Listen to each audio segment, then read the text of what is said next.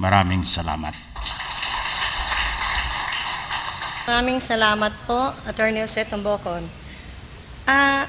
Ang susunod ko sanang gustong ipaliwanag sa inyo ay may magsasalita sa atin sa bawat sektor nila at ipaliliwanag kung ano ang nagawa ng kasangga sa kanila.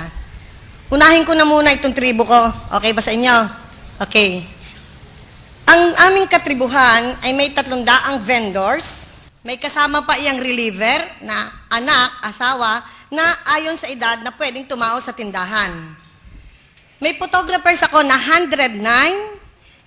Kaya pag pinagsama-sama natin ang kasamahan natin ito, ay malakas ang kapit natin na may pag-asa tayo sa kasangga.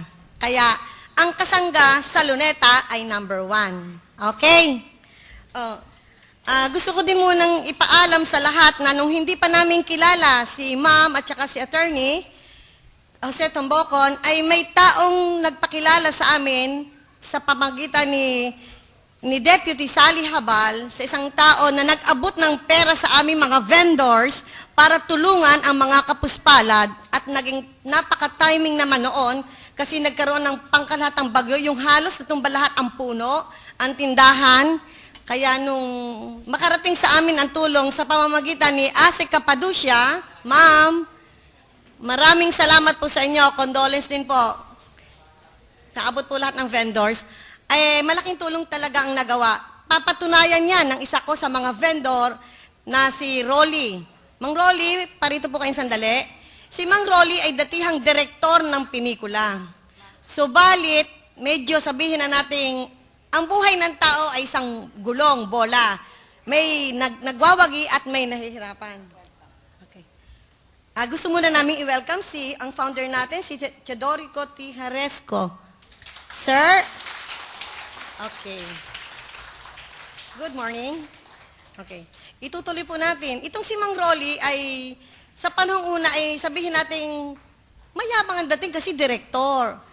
Di ba ngayon naman tayo? Pero nung ma-realize na ay wala na sa kanya ang kanyang kayamanang iniingatan. So saan ko siya natagpuan? Sa Luneta. Mang Rolly, patunayan mo sinabi ko kung ano ang naitulong ng kasangga sa iyo. Mang Rolly. Maraming salamat sa ating vendor coordinator na si Ma'am Lucy Galvez. Isang mapagpalaya o isang maalab na pagpupugay ang aming inihandog sa ating mga panauhin sa araw na ito sa kasangga. Una po sa lahat ay nagpapasalamat kami sa aming butihing director ng Rizal Park NPDC na si Director Carlito Pajardo. Siya po ang nagbigay sa amin ng malaking pagkakataon na kami ay magkaroon ng hanap buhay dito sa NPDC, dito sa Rizal Park. At gayon din po naman, nagpapasalamat din kami sa kanyang deputy, si Deputy Salome Habal. Ma'am, happy birthday. At gayon din po naman sa direktor ng kasangga o presidente, pangulo ng kasangga na si Attorney Tombocon. At gayon din naman, matuwa tayo sapagkat sa pagkakataong ito ay nagkaroon tayo ng kinatawan sa Kongreso na marami ang nagsasabi na ang mga vendor daw na isang marginalized sector ay walang kinatawan. Nagkakamali po sila. Sapagkat tayo ay naghalal ng isang kinatawan sa Kongreso na sa pagkakataong ito ay inaasahan natin na gagawa ng batas o kaya gagawa ng mga malalaking tulong sa ating sektor ng mga manininda sapagkat hindi po nalalaman, lalo na ng mga oposisyon, na ang malaking sektor na ito ng mga vendor ay siyang malaking ambag din sa ating gobyerno na nagbabayad din naman ng yung mga VAT taxes natin. Malaki po ang nating naiambag, hindi alam ng mga oposisyon yan. Na tayong mga sektor na vendor ay malaki ang naiambag sa ating gobyerno. At sa pagkakataon pong ito, nagpapasalamat po tayo na nagkaroon tayo ng kinatawan sa Kongreso na siyang magtatanggol sa atin. At kung natatandaan ninyo, dumating po ang isang malakas na typhoon noon, di ba? Yung Milenyo. Doon po, sa pamamagitan po ng ating direktor, muli tayong ibinangon sa ating kabuhayan na nawasak at doon po dumating sa ating buhay ang kasangga.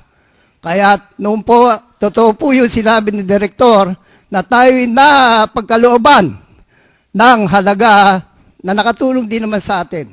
Kaya this time, sa ngalan ng kasangga at ng ating kinatawan sa Kongreso na si kagalang-galang Congresswoman Marilu Arroyo ay muling babangon ang mga vendors, hindi lamang sa Rizal Park, kundi sa buong Pilipinas. Marami po salamat.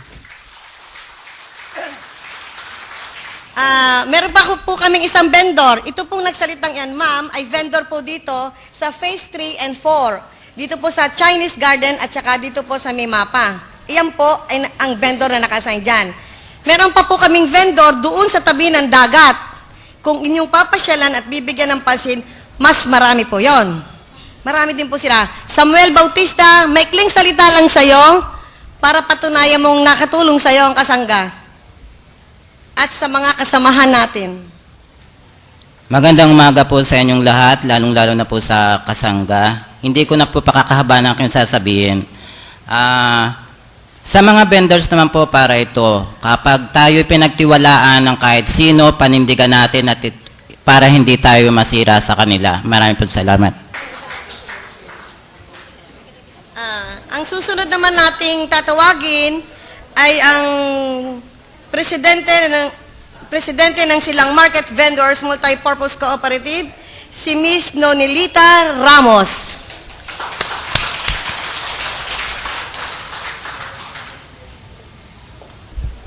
Ako po, si Ginang Nolita Ramos. Mula po ako sa Silang Cavite. Ma'am, magandang umaga po at magandang umaga po sa inyong lahat. Bahagi po ako ng kasangga. Ang Silang Market Vendors po ay mayroong hihigit sa 700 manininda, pati na po yung mga mga ambulante. Ang kasangga po ay hindi namin alam. Wala po kaming kaalaman. Nung nung 2006, lumapit po sa akin si Ellen Caraan, kung saan po ay yun sa Kasilang. Nasabi po niya sa akin, Oli, ikaw naman yung presidente ng Silang Market, baka gusto mong maano ang kasangga. Na kung saan ako po ay naingganyo sa kanya at nakilala ko din po doon, hinarap ako kay Mrs. Cappadocia. Ang bahagi ko po ay nagpapasalamat po ako ng malaki dahil kami po kahit manininda sa Silang na malayo na rin naman po, ay naabot kami ng kasangga. At hindi lamang po taga Silang ang manininda ng Silang, kundi po ito ay naghahanap sa Naik, buong Cavite po, nandun halos at Batangas pa. Kaya po ang kasangga ay kilala po, hindi lamang sa Silang sa aming nasa sakupan.